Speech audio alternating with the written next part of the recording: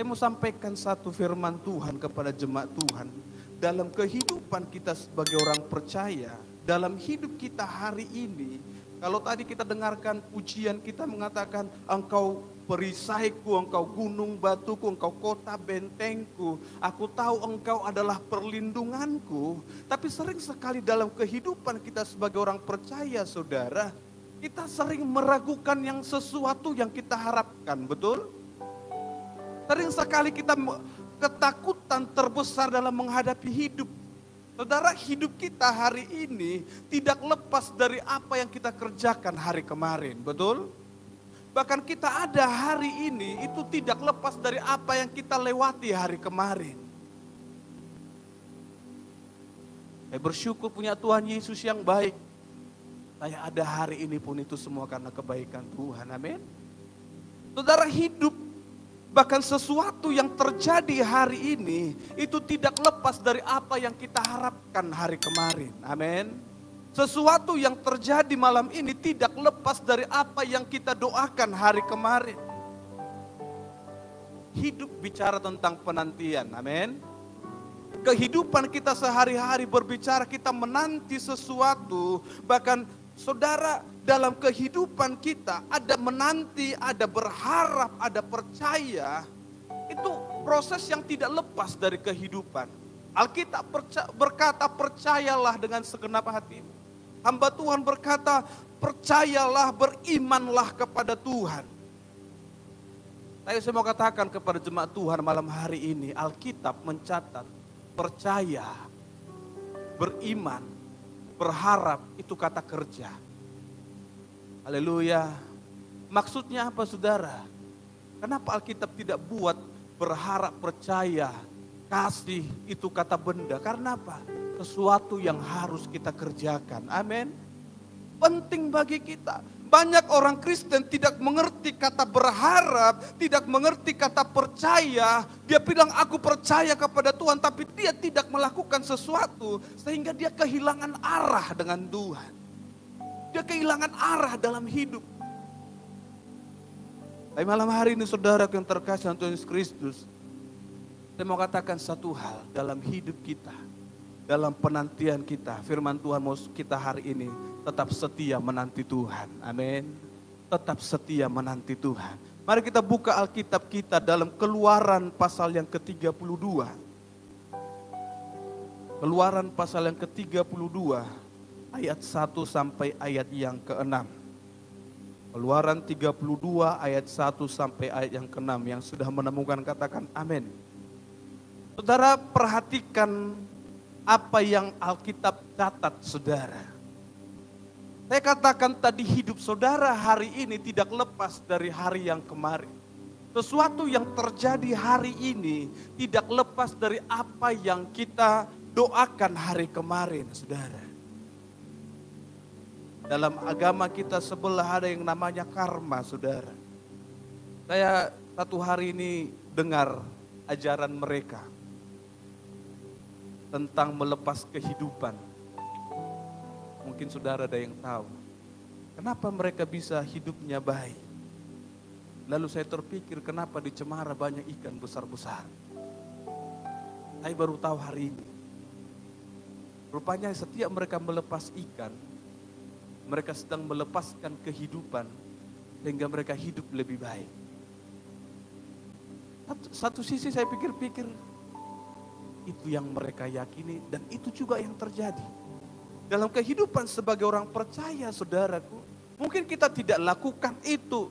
Tapi apa yang Anda alami hari ini tidak lepas dari apa yang kita kerjakan dari hari kemarin. Bahkan mujizat berkat Tuhan yang kita alami hari ini tidak lepas dari doa kita hari kemarin. Amin.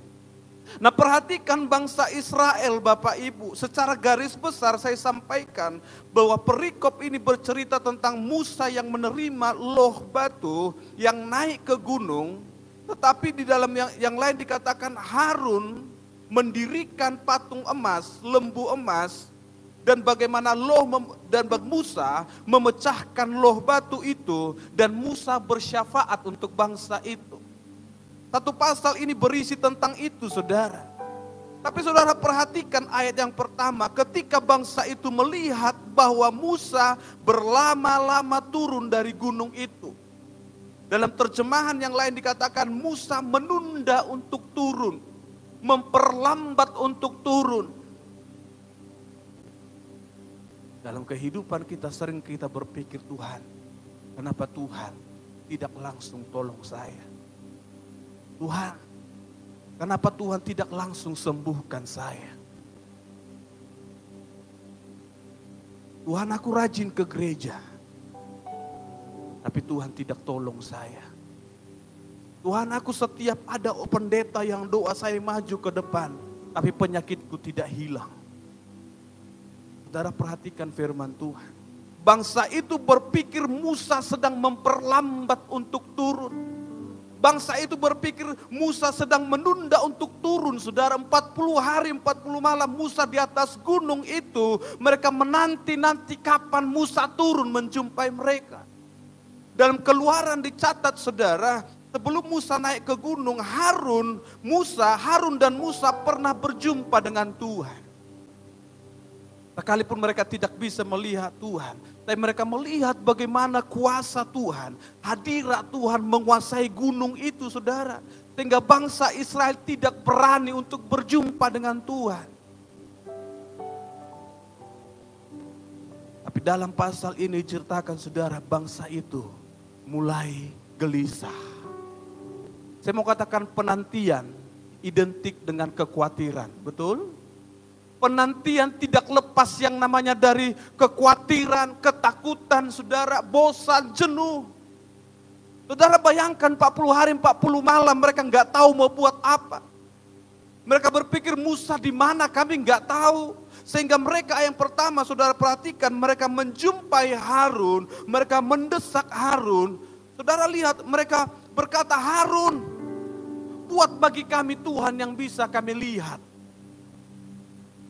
Pertanyaannya dalam kekristenan saudara, berapa sering kita berpikir, kok aku nggak bisa lihat Tuhan? Aku tidak lihat mujizat Tuhan. Aku percaya Yesus tapi aku tidak melihat sesuatu yang beda. Mengapa bangsa itu gelisah saudara? Mengapa bangsa itu mendirikan emas itu? Anak lembu emas itu. Yang pertama saudaraku, karena apa? Karena mereka sedang berpikir Tuhan sedang menunda untuk menolong. Orang Kristen pun sering berpikir Tuhan sedang menunda untuk menolong hidupnya. Ini pikiran manusia yang pertama. Kita berpikir Tuhan sedang menunda kita. Tuhan sedang menguji aku. Saudara jangan berpikir Tuhan sedang menguji saudara atau mencobai saudara. Setiap kita berdoa, makanya Alkitab mencatat dalam Yakobus saudara, ada doa yang salah.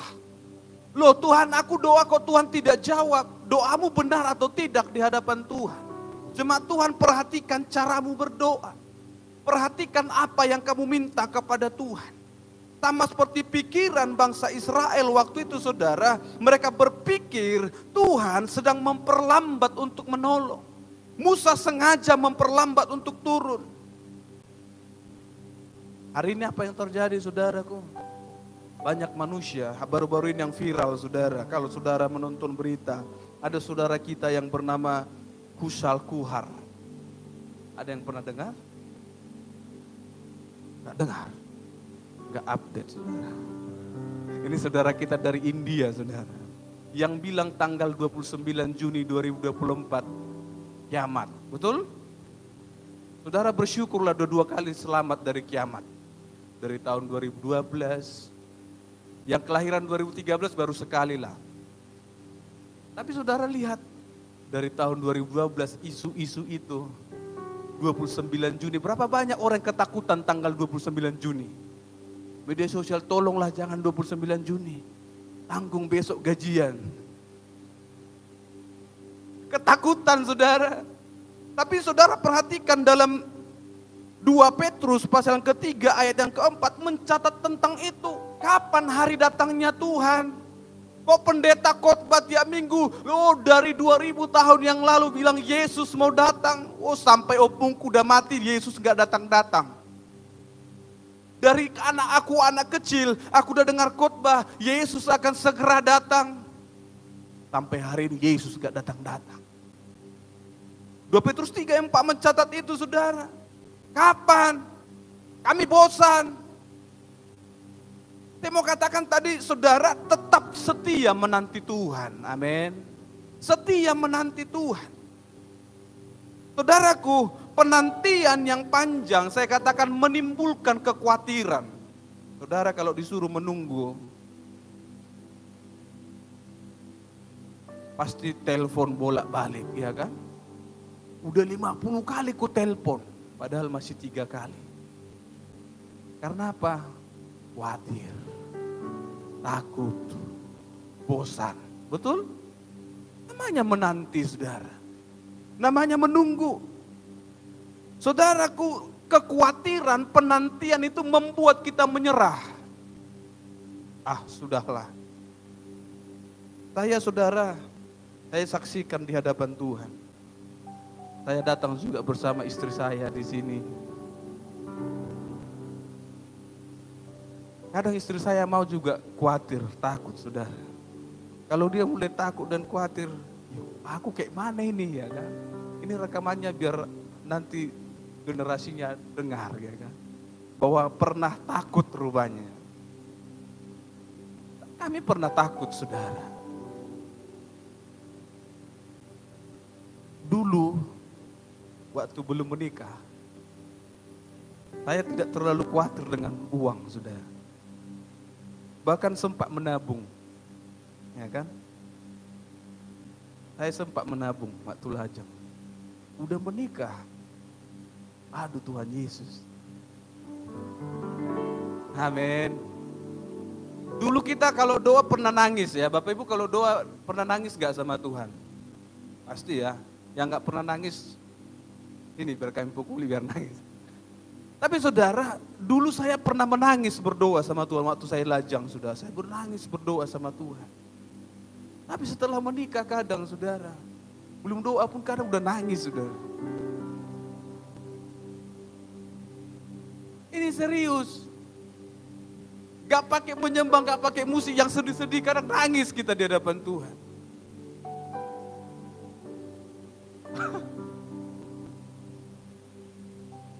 Saudara, ini saya kesaksian, gak apa-apa banyak kesaksiannya ya, Bapak Ibu. Waktu itu kami sempat lama tidak seperti belum Tuhan kasih jawaban lah. Saya pengen ngambil mobil waktu itu. Istri saya bilang, ya udahlah, sepertinya Tuhan belum kasih sama kita. Ya udahlah kita ambil mobil. Tapi dalam hati saya, ya kalau Tuhan kasih tiba-tiba, baik juga ada mobil, ya kan? Ini antara beriman dan gak beriman juga ini pendeta ini rupanya. Pendeta yang di sini enggak, yang di sini. Amin. Tapi itu dalam hati saya, saudara. Saya cerita ini istri saya nggak mungkin nggak apa-apa lah, agak sedikit malu nanti dia. Tapi kadang dalam kami ngomong juga, mau dia dalam kekhawatirannya agak menangis, sedih, saudara. Oh kita sepertinya belum siap terima berkat ini, kita masih punya tanggung jawab yang ini, seperti itu, saudara. Oh istri saya cerita ini, gimana saya mau kuatkan dia Tuhan, gitu kan. Satu kali kami butuh banyak uang, saudara, karena kami pindah. Kami butuh banyak uang. Saya cerita sama Ibu Email juga. Bu gimana ini? Rupanya Ibu Email pun gak bisa jadi jawaban juga. Saya gak tahu lagi mau kemana, saudara. Puji Tuhan. Hari ini pun Tuhan cukupkan semuanya. Amin. Tuhan buat indah dalam keluarga kami, saudara. Saya mau katakan untuk anak muda jangan takut untuk berkeluarga karena kesaksian saya. Saya mau katakan semakin Anda pernah mengalami kesulitan, saat itulah Anda melihat Tuhan menolong. Amin.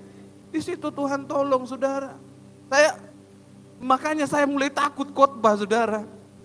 Waktu itu saya khotbah di perkumpulan marga, saya bilang mujizat itu sesuatu yang gak kamu tahu jalannya dari mana gitu. Kalau kamu tahu hari ini pekerjaanmu digaji berapa, kamu jual ini dapat berapa, itu bukan mujizat. Tapi mujizat sesuatu di luar pikiran, ya kan? Yang tak pernah. Itu. Itu mujizat, saudara. Saya khotbah mujizat, tapi hari ini saya sangat ketakutan gitu. Saya baca firman Tuhan ini, saya baca bolak-balik, saudara. Bolak-balik saya baca Keluaran 32 ini. Bukan saya karena tidak mengerti, tapi saya tahu dalam kehidupan kita, sering kita berpikir Tuhan sedang menunda untuk menolong saya. Sering kita berpikir Tuhan, Engkau memperlambat caramu menolong hidupku.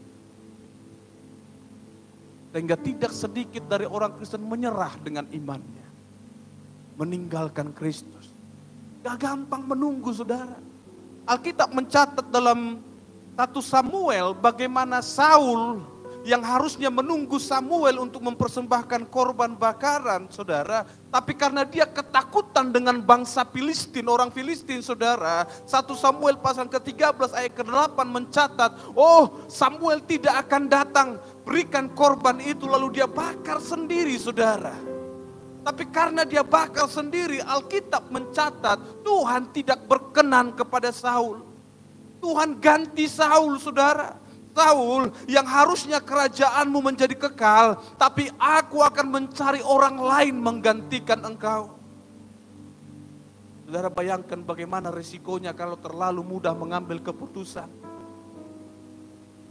Kalau terlalu mudah kita berpikir Tuhan tidak akan datang menolong saya. Puji Tuhan, keputusan kami waktu itu ngambil mobil itu tetap baik bagi saya, saudara. Karena hari ini sudah beberapa hari saya jadi supir Grab. Ya pagi harus antar istri saya, sore jemput lagi. Ya puji Tuhan juga, saudara. Kami gak takut kalau hujan, saudara. Amin. Gak takut saya hujan. Saya kalau angin kencang agak takut juga banyak pohon. Tapi saudaraku lihat, ada saatnya ketika engkau mengambil keputusan itu dari Tuhan atau bukan dari Tuhan. Tapi kalau keputusanmu berasal dari Tuhan, percayalah itu mendatangkan kebaikan bagi engkau. Amin. Itu mendatangkan kebaikan bagi keluargamu. Itu mendatangkan kebaikan bagi pendidikanmu anak-anak muda. Makanya saya mau katakan jangan pernah berpikir Tuhan sedang menunda menolong engkau.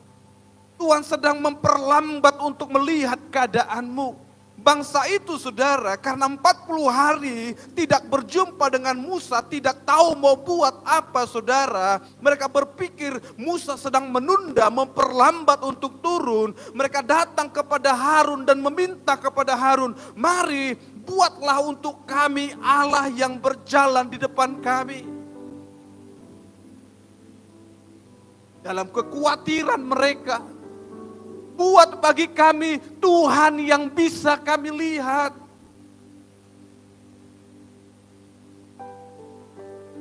Kalau engkau belum ditolong oleh Tuhan, saya mau katakan jangan tinggalkan Tuhan. Amin. Jangan pernah tinggalkan Tuhan. Sekalipun doamu belum dijawab oleh Tuhan, jangan tinggalkan Tuhan. Jangan pernah ganti Tuhan. Bangsa Israel mengganti Tuhan dengan ilah, saudara. Mereka ganti Tuhan yang tidak kelihatan dengan patung yang bisa dibuat sendiri. Mereka ganti Tuhan yang pencipta alam semesta, yang membuat segala sesuatunya dengan patung yang mereka buat. Logikanya siapa manusia yang bisa membuat Tuhan? Setinggi apapun patung Tuhan Yesus di Danau Toba, saudara. Saya mau katakan dia bukan Tuhan yang bisa menciptakan segala sesuatu. Itu buatan manusia, saudara. Amin. Tolong jangan pergi ke situ. Panggil Tuhan, Tuhan. Itu patung. Tapi saya mau katakan jangan ganti Tuhan yang tidak kelihatan dengan sesuatu yang bisa dilihat oleh mata, saudara.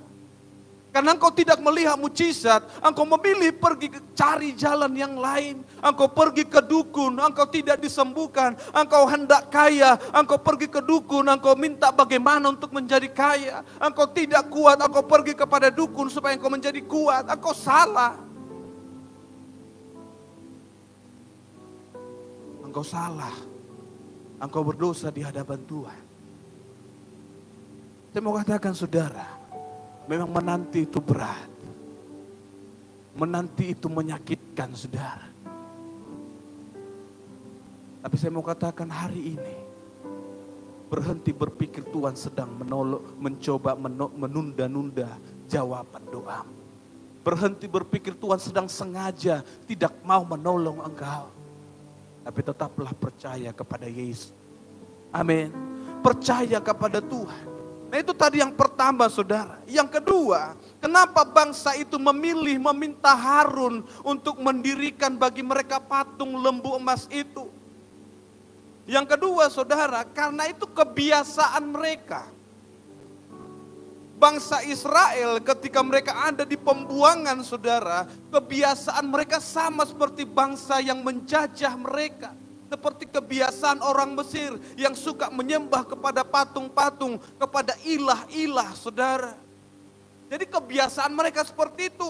Makanya Yehezkiel mencatat, Yehezkiel pasal yang ke-23 ayat yang ke-8, bangsa itu tidak meninggalkan perjinahannya. Perjinahan yang dikatakan Yehezkiel adalah ketika mereka memilih menyembah kepada ilah daripada kepada Tuhan. Saudara, berzina di sini bukan hanya berbicara tentang laki-laki dan perempuan, tapi orang yang menyembah di luar daripada Tuhan itu berzina, kata Alkitab. Amin. Jadi bangsa itu tidak meninggalkan perzinahannya. Mereka tidak meninggalkan kebiasaannya. Saya tidak tahu apa latar belakang Bapak Ibu sebelum mengenal Kristus dan mengambil keputusan untuk percaya kepada Yesus. Saya tidak tahu apa saudara pernah menyembah kepada patung atau kepada sesuatu yang ada dalam kuasa dunia ini. Tapi saya tidak peduli dengan hal itu. Firman Tuhan mau lihat hidup kita hari ini dan masa depan kita. Amin. Firman Tuhan katakan kalau engkau mengambil keputusan percaya kepada Yesus, tinggalkan kebiasaanmu yang lama. Amin. Tinggalkan penyembahanmu kepada yang tidak benar itu.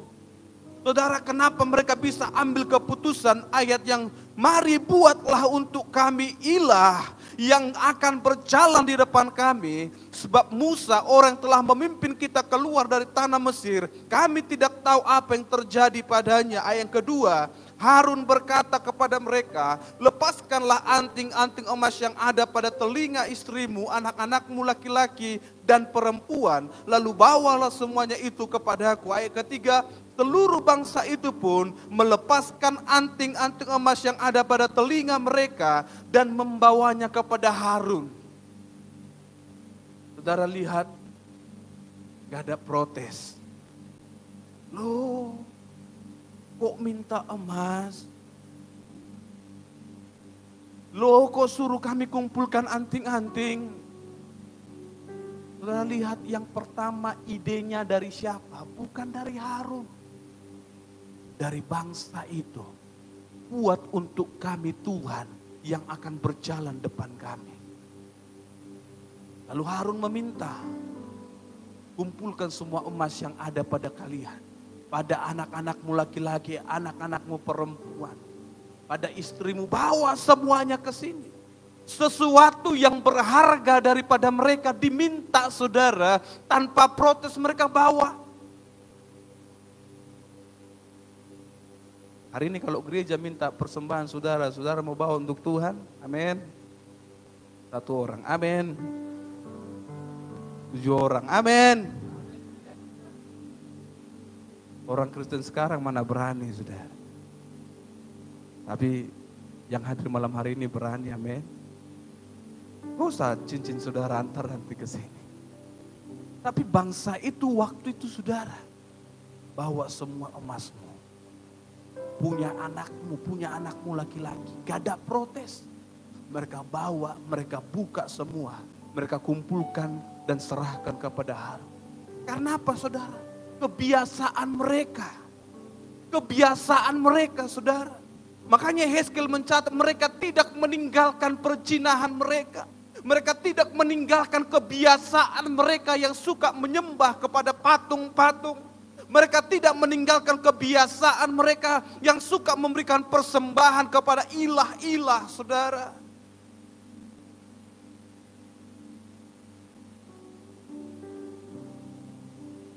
Saya mau katakan hari ini Bapak Ibu jemaat Tuhan, kalau dulu ada keluarga kita yang suka bawa makanan ke bawah-bawah pohon, batu-batu yang besar, gunung-gunung yang tinggi, kuburan-kuburan. Saya mau katakan hari ini jangan lakukan itu lagi. Amin. Jangan pernah lakukan itu lagi. Itu kebiasaan. Itu perzinahan secara rohani, saudara. Menyakiti hati Tuhan. Tuhan gak suka yang seperti itu. Tapi bangsa itu karena kebiasaannya yang buruk itu, saudara. Mereka langsung bawa, saudara. Saya nggak tahu apa motivasi Harun. Ada penafsir-penafsir teologi yang lain berkata, oh itu sengaja untuk mempersulit apakah mereka mau antar atau tidak. Tapi saya lihat satu hal, karena kebiasaan bangsa itu yang suka menyembah kepada ilah, yang suka memberikan persembahan, bahkan mempersembahkan anak pun mereka siap, saudara.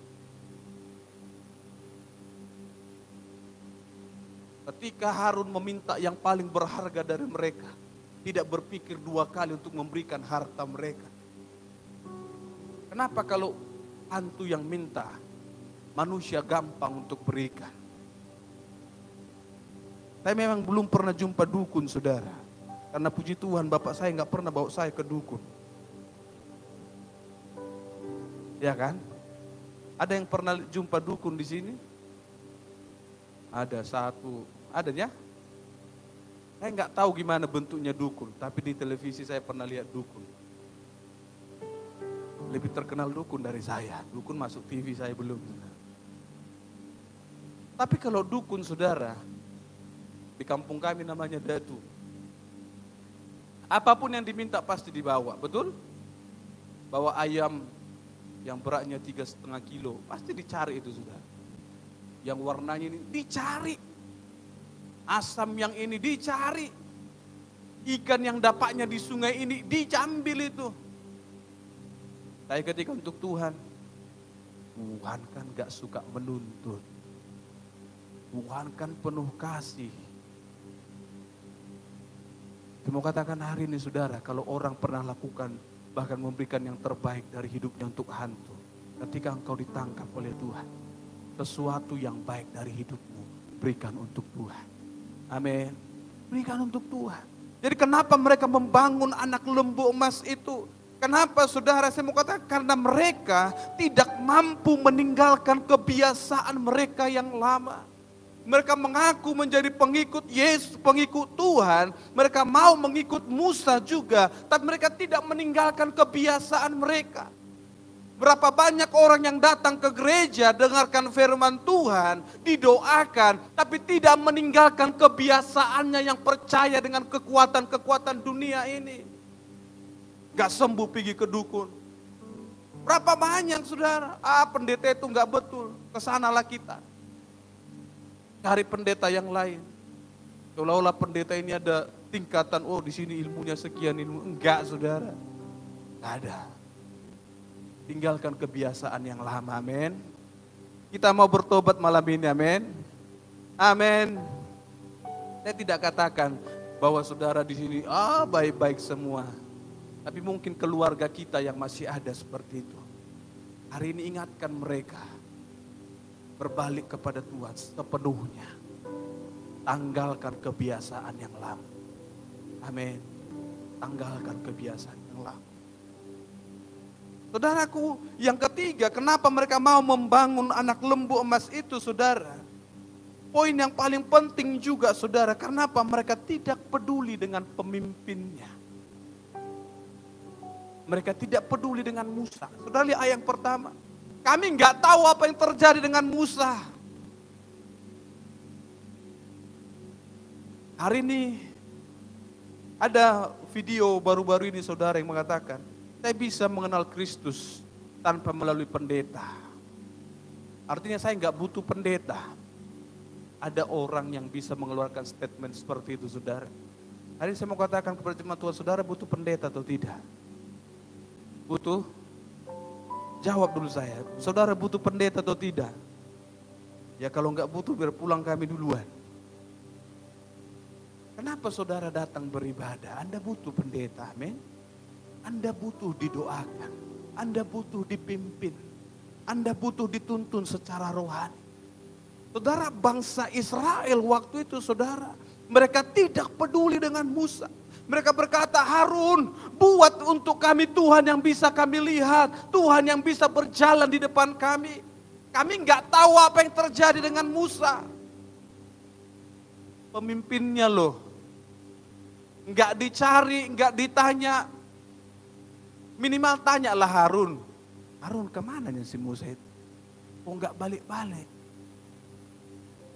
Kalau Pak Pendeta di sini nggak nampak 2 minggu, saudara cari atau tidak? Jangan nanti, udah 3 minggu nggak di sini Pak Gembala. Pak Fitrianus, carilah, ya kan? Jangan ya Pak. Tapi bangsa Israel seperti itu saudara. Ketika Musa tidak turun, kami nggak tahu. Artinya mereka nggak peduli dengan keberadaan Musa. Mereka tidak tahu bagaimana Musa menolong mereka, membantu mereka, mengadakan tanda-tanda yang ajaib, membelah lautan merah itu saudara. Dengan doanya Musa, Tuhan memberikan tiang awan, tiang api. Ada banyak hal yang terjadi melalui hidup Musa. Tapi mereka tidak peduli dengan Musa. Mereka nggak ganti Musa dengan manusia saudara. Kalau tadi sekiranya saya berandai-andai dulu saudara, Musa nggak turun lagi, Harun kaulah pemimpin kami. Masih logika ya Bapak Ibu? Harun kaulah yang pimpin kami. Kami nggak mau duduk terus di bawah gunung ini, pimpinlah kami. 40 hari ini sia-sia loh Harun. Tapi mereka nggak tawarkan itu saudara. Harun, buat untuk kami Tuhan yang bisa kami lihat. Kami nggak tahu kemana Musa. Saudaraku, jemaat Tuhan. Saya mau katakan kepada jemaat Tuhan. Ingatlah akan orang yang menuntun engkau sampai di titik ini. Amin. Ingatlah pemimpin iman yang menolong engkau. Pemimpin rohani yang menolong engkau sampai ada hari ini.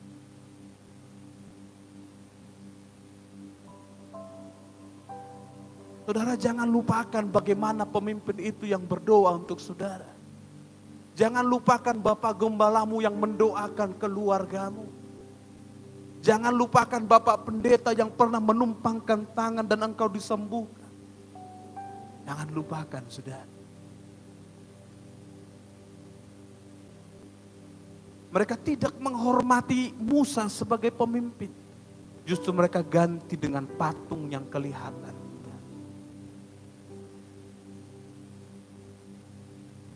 Ibrani pasal ke-13 yang ke-17.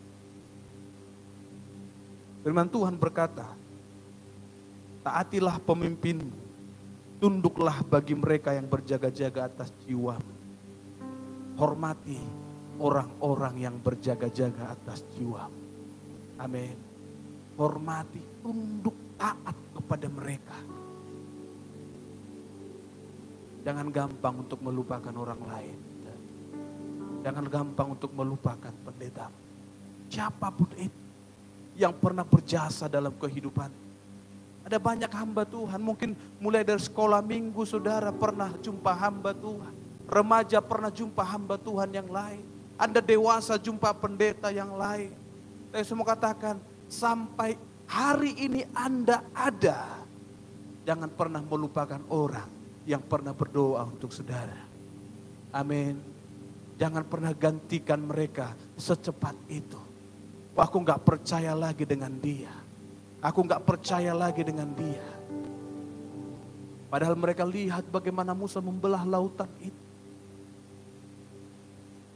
Mereka lihat mujizat saudara.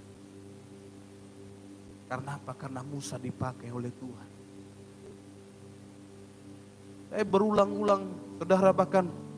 Tapi ini pengalaman kita yang pernah beribadah di pinggir jalan. Saudara lihat beberapa kali kita alami tekanan demi tekanan sampai hari ini. Tuhan Yesus baik bagi kita, amin. Tuhan Yesus baik. Kalau Anda ingat itu, saya kadang saudara kemarin datang keluarga kami, kakak istri dari Pekanbaru. Dia cerita sama, kebetulan kami bawa mereka ke Podomoro, saudara, mau lihat-lihat katanya. Dia lihat, dia tunjukkan, aku lihat kamu kemarin loh di video di sini. Dalam keadaan ini artinya saudara, saya nggak cerita banyak, tapi saya teringat sama Tuhan. Tuhan, gara-gara ini loh. Iya kan, Bapak Ibu? Gara-gara pinggir jalan ini loh. Jadi saya kalau lewat jalan ini, saya selalu ingat saudara. Oh, di sini kami dulu melihat banyak mujizat demi mujizat. Amin. Di sini kami dulu banyak melihat pembelaan Tuhan. Saudaraku, setiap orang yang berjuang bersama dengan saudara, yang pernah berjalan bersama dengan saudara, jangan pernah lupakan mereka. Amin. Jangan pernah gantikan mereka dengan yang tidak kelihatan. Tapi tetaplah berjalan, ikut dengan dia. Karena dia yang berjaga-jaga atas keselamatan jiwamu. Amin. Saudaraku terkasih dalam Tuhan Yesus Kristus, bagaimana hati Tuhan? Ini yang saya mau katakan kepada jemaat Tuhan. Sekalipun bangsa itu mencoba menggantikan Tuhan, Yahweh Zebaot, pencipta alam semesta, dengan sesuatu yang mereka ciptakan dengan tangan mereka, saudara. Tapi lihat bagaimana Tuhan gak menunda. Tuhan langsung peduli dengan bangsa Israel, saudara. Ayat yang ke-7, firman Tuhan katakan, berfirmanlah Yahweh kepada Musa.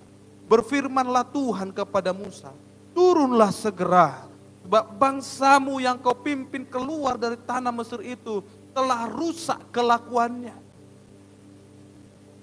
Tuhan gak tunggu saudara sampai betul-betul jatuh, enggak. Tuhan peduli dengan keadaan kita, amin. Sekalipun engkau berdosa, sekalipun engkau menyakiti hati Tuhan, tapi perhatikan firman Tuhan mencatat, berfirmanlah Tuhan kepada Musa. Musa enggak dengar bangsa itu rusuh di bawah. Tapi Tuhan melihat bangsa itu. Dia perintahkan Musa, turun, lihat bangsamu itu telah rusak kelakuannya. Saya mau katakan, Tuhan tidak pernah membiarkan kita terus dalam dosa kita. Tuhan tidak pernah membiarkan kita dalam kerusakan kita. Dia melihat, memperhatikan setiap kehidupan kita. Amin. Dia tidak mau kita hilang, saudara. Dia tidak mau kita hilang. Dia suruh Musa turun. Lihat bangsamu. Tuhan tidak perlu menunggu waktu untuk menolong umatnya. Amin. Tuhan tidak pernah menunda-nunda untuk menolong saya dan saudara. Saudaraku, perhatikan firman Tuhan, bagaimana hati Tuhan. Yang pertama tadi, ia melihat saudara, ia peduli dengan keadaan kita. Yang kedua, saudara, Tuhan yang tidak sengaja, yang tidak akan sengaja membawa kita kepada kehancuran. Saudara perhatikan ayat yang ke-12. Mengapa orang Mesir, Tuhan pernah berbicara, Musa, mereka telah menyakiti hati Tuhan. Tuhan marah, Tuhan murka dengan bangsa itu. Tuhan akan membinasakan mereka. Tapi yang ke-12, mengapa orang Mesir harus berkata, dengan niat jahat ia membawa mereka keluar untuk membunuh mereka di pegunungan dan melenyapkan mereka dari muka bumi. Musa bercoba negosiasi dengan Tuhan. Tuhan, jangan hukum mereka, jangan binasakan mereka. Kalau kau binasakan mereka, orang akan berkata, oh rupanya Tuhannya sengaja bawa keluar dari bangsa Mesir, dari tanah Mesir, hanya untuk membunuh mereka di gunung. Saya katakan hari ini kepada jemaat Tuhan, Tuhan yang kita sembah bukan Tuhan yang sengaja membawa kita masuk dalam pencobaan. Haleluya. Dia bukan Tuhan yang dengan sengaja membawa kita ke dalam pencobaan. Dia bukan Tuhan yang dengan sengaja membawa kita ke dalam kesusahan. Bukan.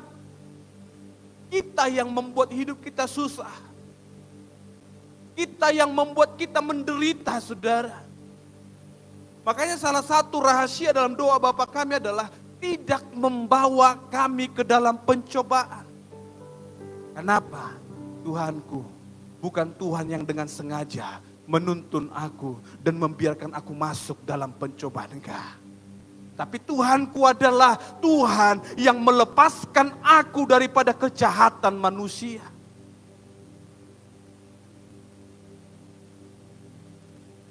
Ada rahasia besar dalam doa Bapa kami yang sering kita tidak mengerti, saudara. Kalau pikiran manusia, pikiran Musa, orang akan berpikir bahwa Tuhan sengaja bawa keluar dari tanah Mesir dan membunuh mereka di padang gurun. Tapi Tuhanku, Tuhan yang kita sembah, Dia bukan Tuhan yang akan dengan sengaja membawa engkau dalam pencobaan. Dia Tuhan yang sanggup melepaskan kita dari kejahatan. Amin. Saudara, Dia bukan Tuhan yang sengaja. Saudaraku, Ia menghukum. Perhatikan ini, saudara. Jangan berpikir bahwa Tuhan itu kasih lalu Dia membiarkan semuanya manusia berbuat sesuka hati. Tapi firman Tuhan mencatat ayat 33 sampai 35, berfirmanlah Yahweh kepada Musa, siapa yang berdosa terhadap aku, namanya akan kuhapuskan dari kitabku. Ayat 35, demikianlah Tuhan menulahi bangsa itu oleh karena apa yang mereka perbuat terhadap anak lembu buatan Harun. Saudara perhatikan, kalau engkau menyakiti hati Tuhan berdosa, orang yang berdosalah yang akan kuhapuskan dari kitab kehidupan. Musa mencoba negosiasi dengan Tuhan. Tuhan, kalau engkau binasakan bangsa ini, hapuskanlah namaku dari kitab kehidupanmu. Tapi Tuhan dengan tegas katakan, orang yang berdosalah yang akan kuhapuskan namanya dari kitab. Jangan berpikir saudara, kalau engkau menentang hamba Tuhan, engkau meninggalkan hamba Tuhan, hamba itu boleh menggantikan engkau. Enggak. Dalam kitab kehidupan itu firman Tuhan berkata, siapa yang berdosa, dia yang kuhapuskan. Haleluya. Haleluya. Tuhan memang mengasihi. Tuhan peduli. Tuhan tidak membawa kita dalam pencobaan. Tapi Tuhan juga perbuatanmu, kalau engkau tidak bertobat, engkau tidak akan lepas daripada hukuman, saudara. Yang menjadi perenungan bagi kita hari ini adalah, mengapa engkau menjadi bosan ketika menanti Tuhan? Mengapa manusia menjadi bosan ketika menanti Tuhan? Mari tanyakan ini dalam hidup kita. Dan kalau Tuhan datang kembali, apakah engkau akan kedapatan setia menanti Tuhan? Karena penantian akan Tuhan butuh waktu, butuh iman, butuh kasih, butuh pengharapan. Dan segala sesuatunya itu, kerjakanlah itu, maka engkau akan beruntung dalam hidup. Kita tundukkan kepala kita berdoa. Terima kasih Tuhan Yesus. Terima kasih Bapa yang baik. Tuhan ampuni kami dalam keterbatasan kami. Dalam penantian kami Tuhan. Dalam hidup kami. Kami mungkin sering menyerah dalam kehidupan kami. Kami mencoba jalan Tuhan dengan jalan yang kami pikir itu baik. Kami mencoba mengubah rencana Tuhan yang menurut kami ada rencana yang lebih baik. Kami sering berpikir kami yang lebih tahu tentang kehidupan kami. Kami sering terbiasa dengan kebiasaan kami yang lama Tuhan. Kami tidak percaya sepenuhnya akan pertolongan Tuhan. Tapi hari ini kami mengerti hati Tuhan. Kami tahu Engkau mengasihi kami Yesus. Kami tahu Engkau tidak biarkan kami jatuh sampai tergeletak. Kami tahu Tuhan Yesus, Engkau yang berikan kami keselamatan. Kami bersyukur untuk segala sesuatu.